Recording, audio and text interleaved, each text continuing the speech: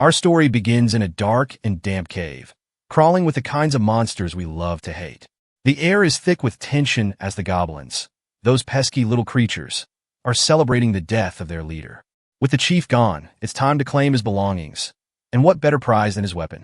The giant goblin lying on the floor is clearly the chief, and the little ones, not the brightest bunch, are squabbling over who gets to take his stuff. They can't even figure out who should get the wooden club. It doesn't take long for two of the goblins to settle their argument, in the most goblin way possible, by fighting it out. If you've ever seen goblins fight, you know it's brutal. They scratch, bite, kick, and curse at each other, using every dirty trick they can think of. It's chaos, and the rest of the goblins are all too happy to watch.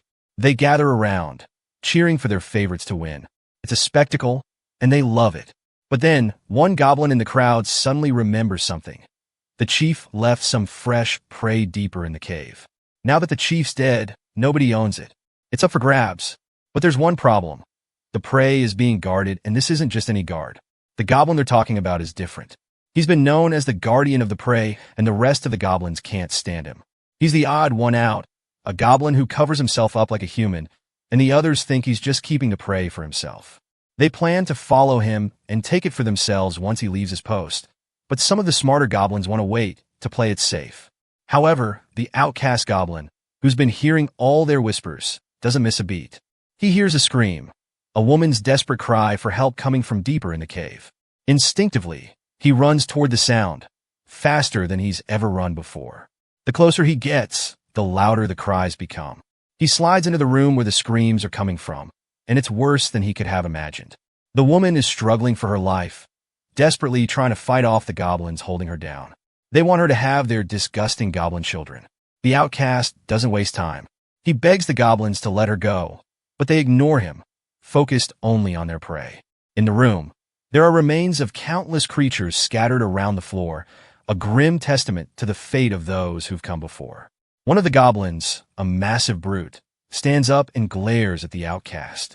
He insists that the woman now belongs to him. After the chief's death, the goblins get to decide who gets the spoils. If the outcast disagrees, well, they've got a whole bunch of goon goblins ready to handle him. And sure enough, 3 goons charge at the outcast. They're clumsy, but they've got numbers on their side. The only choice for the outcast is to dodge, and dodge fast. The outcast can't believe what he's facing. These low-level goblins, scratching, biting, tearing at his cloak, are actually making his life harder. Their attacks are sloppy, but they're relentless. Yet, the outcast grits his teeth, refusing to back down. He's not about to die here. Not when he's just started to understand this new world.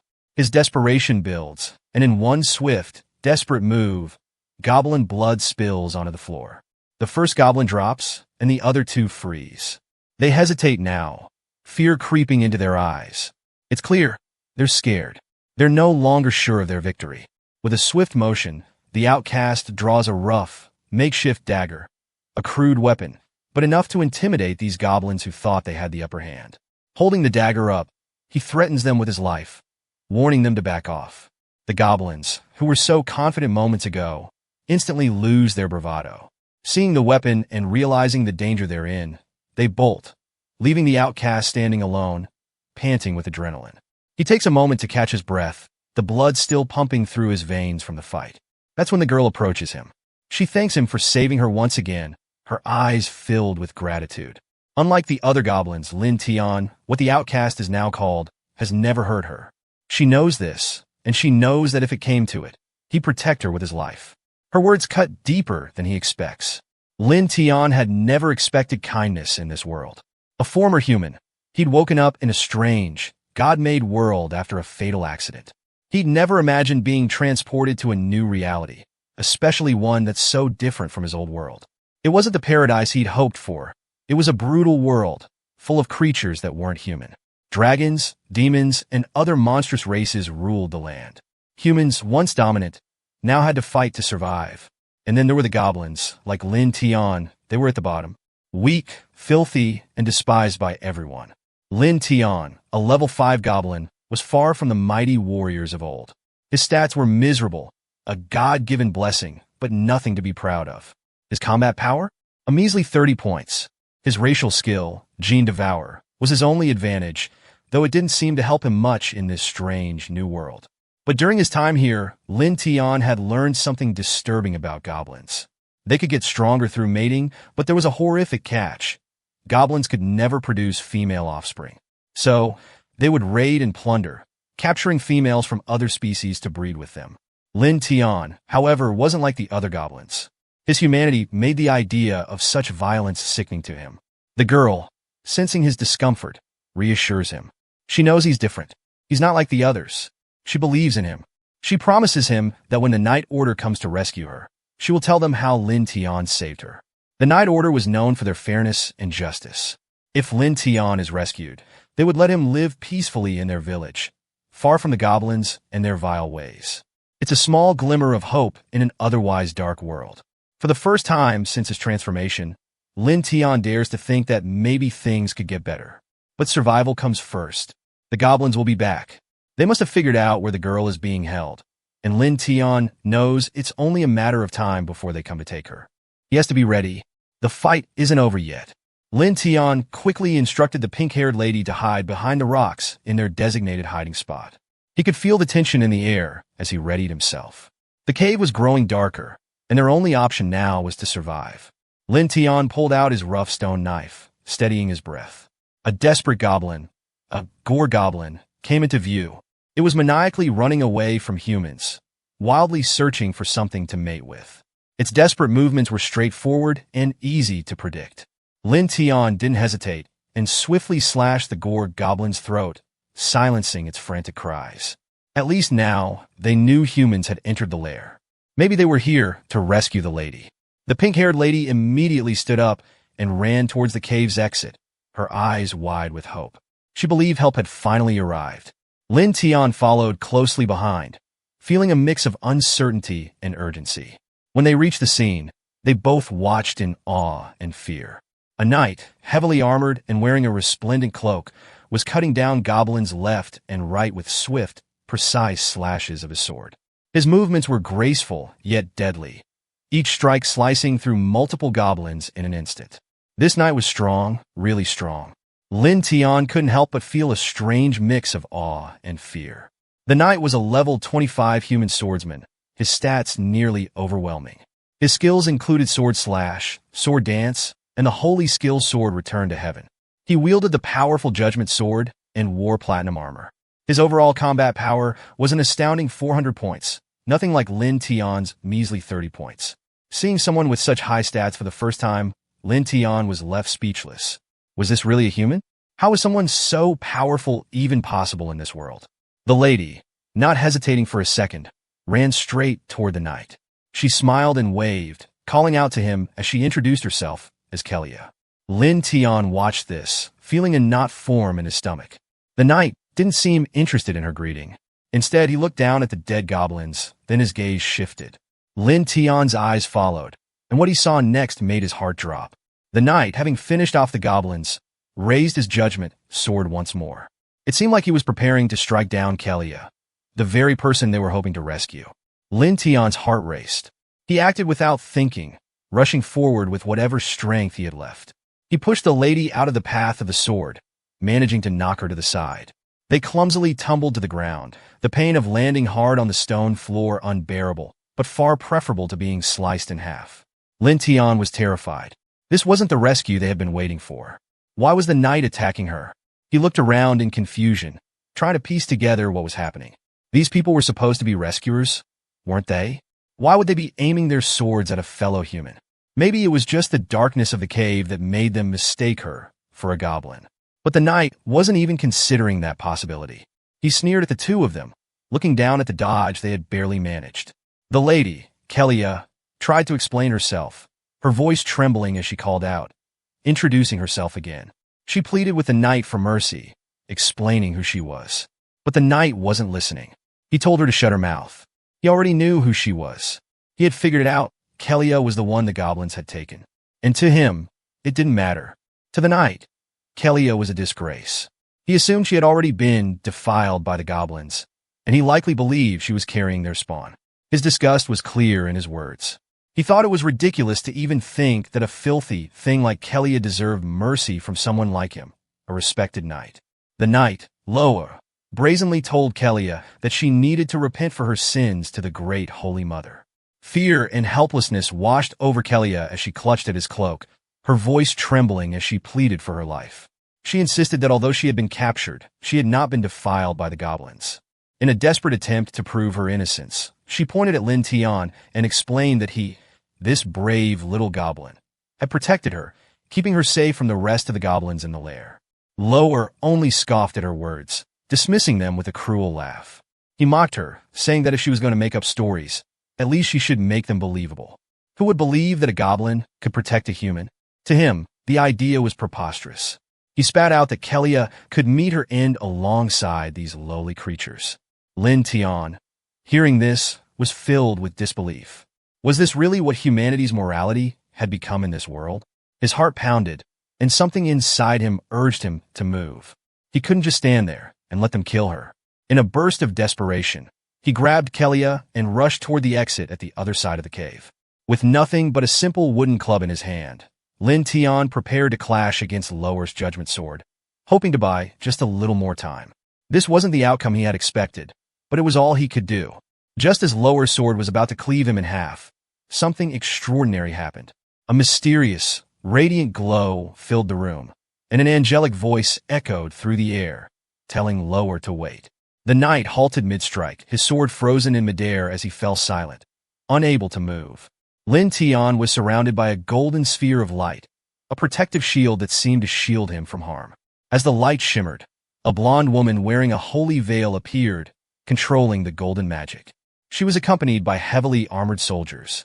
Lin Tian felt a wave of confusion and wonder. This was no ordinary human. The woman, who Kelia called the Holy Maiden, stepped forward.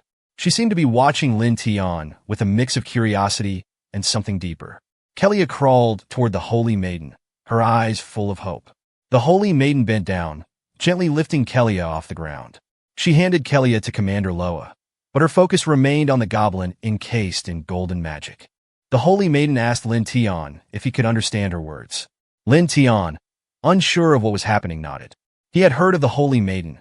Her name was Asura, and she was the spokesperson for the temple that Kelia had mentioned to him. Asura was a beacon of hope in this strange, new world, and Lin Tian realized that she might be the only chance he had to escape. He stood up and confirmed his identity. He told her that he wasn't a monster, that he used to be human before a bizarre accident turned him into a goblin. He had no ill intentions. If the Holy Order would allow him, he could explain everything in detail. Afra considered this for a moment, turning her gaze to Lower. Lower had to admit that Lin Tian seemed much smarter than the goblins he had slaughtered. Intelligent goblins were rare, after all. Afra added that goblins were typically stupid, lowly creatures, incapable of speaking or thinking as fluently as Lin Tian did. The little goblin might indeed be something special. With a gentle smile, Afra turned her attention back to Kelia. She confirmed with her whether Lin Tian was truly harmless. Kelia, her eyes bright with conviction, spoke in Lin Tian's defense. She explained that not only had Lin Tian never hurt her, but he had also protected her from the other goblins, providing her with food and care during their time together. Afra smiled warmly at this and, deciding that Lin Tian was indeed unique, announced that they would take him back to town. However, they would conduct thorough studies on him before making a final decision about his future. She stared down at Lin Tian, her expression calm as she asked if he would be okay with the arrangement. Lin Tian, with no other choice, placed his trust in her. He had heard of the Holy Maiden's kindness and empathy, and now he hoped that she would be different from the others. He agreed to tag along with the Holy Order, feeling a weight lift off his shoulders. Finally, he had met someone willing to listen to reason. Staying in the goblin lair only meant death. He might as well go to a human town and prove his innocence. Afra raised her hand, making a strange gesture. A slight movement from her dissolved the golden sphere, protecting Lin Tian. She turned to her soldiers and ordered them to leave the cave. As they made their way out, Lin Tian stepped up to her, eager to thank her for her kindness. He promised that he would repay her for her help. But as he spoke, a twisted, smug smile appeared on Afra's face. Suddenly, the sound of a blade piercing flesh echoed through the cave. Lin Tian froze, his stomach churning as he heard the wet sound of a blade puncturing skin. The foul, metallic smell of blood filled the air. Loa, the commander of the Holy Order, had stabbed Kelia in the stomach. Lin Tian turned, horrified, and saw the lady, who had clung to the hope of rescue, falling to the ground in the hands of those she had trusted. Lower had stabbed her, likely believing she carried a goblin offspring. Lin Tian stood there, speechless, frozen in shock. The horrifying truth of humanity's ugly side hit him like a punch to the gut. He had believed that by aligning himself with the Holy Order, there might be a chance for things to improve. But this was something he hadn't anticipated. Then he heard Afra's voice, her angelic tone now twisted with dark undertones. She coldly demanded that Lin Tian repay her. Her words sent a shiver down his spine. "The moment we reach the town, you'll repay me," she said. It was the most demonic thing he had ever heard. 1 week later, the scene shifted to a peaceful town under a clear blue sky. The town square was filled with people, the sound of the town bell ringing as it demanded the villagers' attention. The Holy Order had set up a stage in the plaza, and Commander Lower stood before the crowd, delivering an impassioned speech. He emphasized the great harm that the recent goblin raid had caused to the peaceful town, speaking of how the goblins had attacked with sneaky, despicable methods, slaughtering 30 innocent villagers. This was, according to Lower, an unforgivable challenge to the authority of the Holy Order. The townspeople, hearing these words, relived their helplessness and anger, and they cried out for vengeance. The cries of blood for blood and an eye for an eye echoed through the plaza. Humans and goblins, Lower declared, were mortal enemies. Lower continued, claiming that the Holy Order, in service to the temple, had successfully purged the hateful goblins and avenged the fallen villagers. The holy maiden, Asura, stepped forward, her presence radiant and angelic. She urged the townsfolk to continue praying and offering themselves devoutly to the temple. With a gentle gesture, she graced the crowd with a symbol of hope and purity, promising that the temple would always protect its devout followers. The townspeople ate up her words, chanting in celebration and joy, their cheers echoing in the square as they praised the knights and the temple. But as the ceremony ended, the scene shifted to a different atmosphere, the Holy Maiden's quarters. Inside, the atmosphere was dark and somber, an ill fit for someone of her supposed status. Afra sat in a chair, examining an esoteric text filled with cryptic diagrams and magical scripts. She sighed with satisfaction, pleased that her sermon had been a resounding success. The people, as foolish as ever, would continue to pray and offer more tributes to her cause.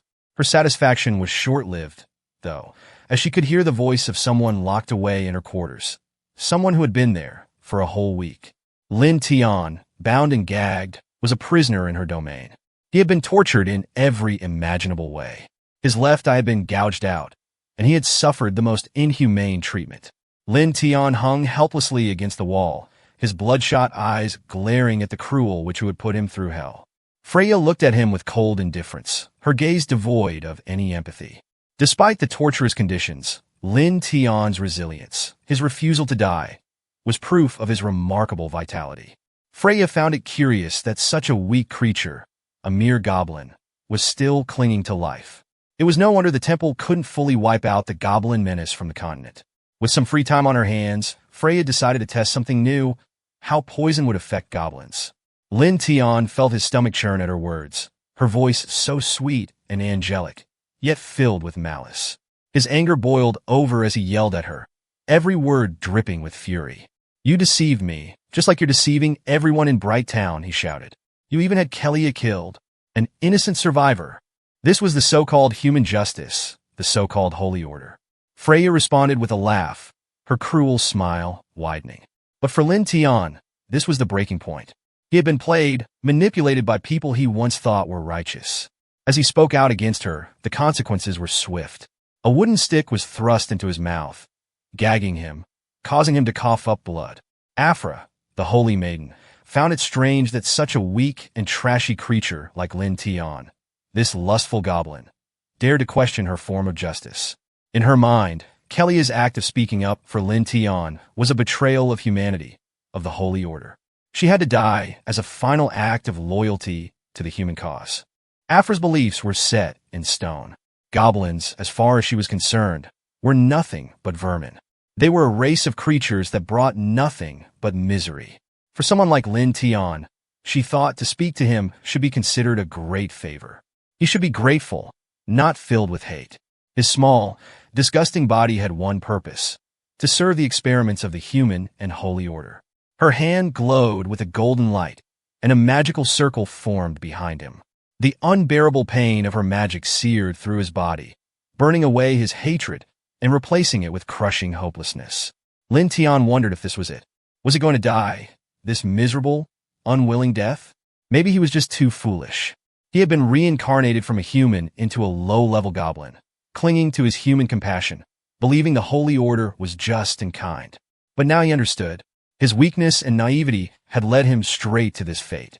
He had been tortured for an entire week in Bright Town, as Lower and Afra toyed with him, refusing to believe a word he said, no matter how much he pleaded. The torture had been unbearable, and Lin Tian knew he wouldn't last much longer. He could already feel his body breaking down under their sadistic cruelty. His second death would be the worst one yet. If he had the chance to do it over again, he vowed that he would never trust humans again. If given a do-over, he would make them suffer, just as they had pushed him to the brink of madness. But that was only if he could live again. Lin Tian slowly opened his bloodshot eyes, confused. How was he still alive? After everything he had endured, the twisted experiments and torture, he should have been dead. Where was he? To answer his questions, the system appeared, revealing the truth. The Goblin Life simulation system had been activated. His final evaluation was that he had died due to his own foolishness. He had forgotten that he was now a goblin, and that humans would never trust or pity one of his kind. His death, filled with torment, would be imprinted on his soul as one of the worst fates for any transmigrator. But there was a chance for a new life. The system offered him a restart. If he chose to continue, he would be reborn as a goblin, but this time with his memories and the system intact. His soul would be sent back a week before his death, to the goblin cave where it all began. Lin Tian hesitated. He was being offered a second chance, but at a cost. If he rejected the offer, his soul would dissipate, his death would be permanent. If he accepted, he would keep his memories and system, but would face the same harsh fate as before. All the parameters seemed confusing at first, but Lin Tian soon got the hang of it. A twisted smile crossed his face as he realized the universe was giving him another shot, a chance for revenge. This was his opportunity to make Lower and Afra pay for all the twisted things they had done to him. With no hesitation, he chose to go back in time and change his decisions. From now on, his Goblin Life 2.0 would begin. No more Mr. Nice Guy. As the void around him began to dissipate into a digital mess, Lin Tian felt the process of being transported back to the Goblin Cave commence. When it was done, he noticed something, a slight improvement. The system had enhanced him just a little, giving him a better chance to survive this time. He looked at his hands, feeling a little lighter and more robust. The enhancement was small, just as the system had said, but any improvement was better than nothing. The system, however, warned him that the danger was far from over. The human holy order was already closing in on the cave. If he died again, the system wouldn't be able to revive him. Lin Tian knew he had to act fast. He couldn't let his guard down for even a second. He asked the system what it could do. The response was simple.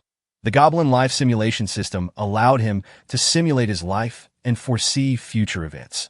Each choice he made would lead to a different outcome, and after each simulation, he would earn points. These points could be exchanged for items that might help him in his survival. The system's ability to see the future was a game changer, and Lin Tian realized he could work with this. Without wasting time, he started his first life simulation. The current scenario was a mission to escape the Goblin Cave, with the Holy Knight Lower and his team of soldiers closing in. Lin Tian had 3 choices to make. Option 1. Warn the other goblins and unite to face Loa, Ipa, and their men. This would yield 10 points. Option 2. Abandon the other goblins and escape before everyone gets wiped out. This would yield 5 points. Option 3. Hide in the cave and pray that Lower and the Holy Order don't find him. This would yield 0 points. Lin Tian took a moment to carefully consider his options. He knew that even if all the goblins in the cave united, they wouldn't stand a chance against Lower's monstrous power. Escape was his best option, but the system allowed him to simulate the first choice, the one with the highest points. If he could earn those points, maybe he could buy a weapon and try to defeat them with a sneak attack. The simulation ended in failure, as he had expected. Leading the goblins in a desperate battle against Holy Knight Lower was a doomed effort. The strength gap was too great, and all the goblins were wiped out. However, Lin Tian still earned the 10 points from the simulation. With excitement, he opened the points exchange shop. A projection of various weapons appeared before him, but most of them were priced in the hundreds or even thousands of points. Lin Tian's measly 10 points wouldn't get him far, but at least there was one option, a dagger. The elven lightweight swiftblade, a small, fragile dagger crafted by elves. It cost exactly 10 points. Lin Tian bought the dagger and equipped it immediately. It raised his strength by 15 points and his speed by 10%. The blade was incredibly sharp, worlds apart from the crude weapons goblins usually used. If he could strike a vital spot, a one-hit kill might even be possible. With that question answered, Lin Tian had one more thing on his mind.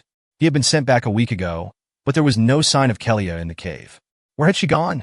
The system explained that due to Lin Tian's rebirth, some of the timeline details had changed. In this new timeline, Yahello wasn't captured in the Goblin raid. She continued to live a happy life in Bright Town, completely untouched by the horrors Lin Tian had once witnessed. Lin Tian was surprised to hear that the young lady was safe and sound. She hadn't endured the trauma of being captured by goblins and dying at the hands of her supposed rescuers. A small, relieved smile crept onto Lin Tian's face. In a strange way, he had fulfilled his promise to her. With that concern off his shoulders, Lin Tian now had only one thing on his mind: escaping and surviving. There was no need to hold back against the Holy Order anymore. But first he had to get out of the cave. He found the narrowest passage leading outside. The entrance was smaller than the main one, meaning the guards would likely be weaker. Lin Tian stayed hidden, carefully observing the guards stationed there. They were chatting, complaining about how easy their job would be.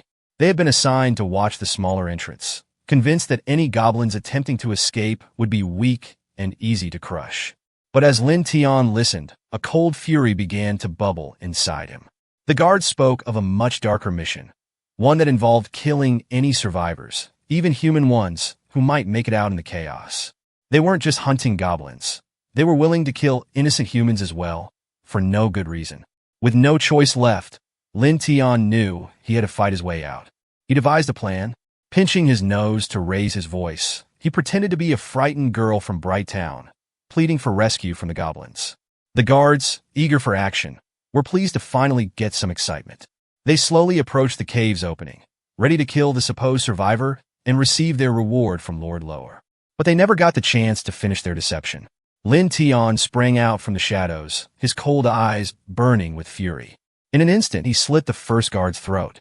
The blood splattered across the walls as his blade found its target. Lin Tian's first kill was now his blade's baptism. The second guard, frozen in shock, couldn't comprehend what had just happened. He muttered in confusion, still expecting to deal with a weak goblin. He approached, thinking he could easily take down the goblin who had just killed his comrade. But Lin Tian wasn't the victim anymore. The roles had reversed.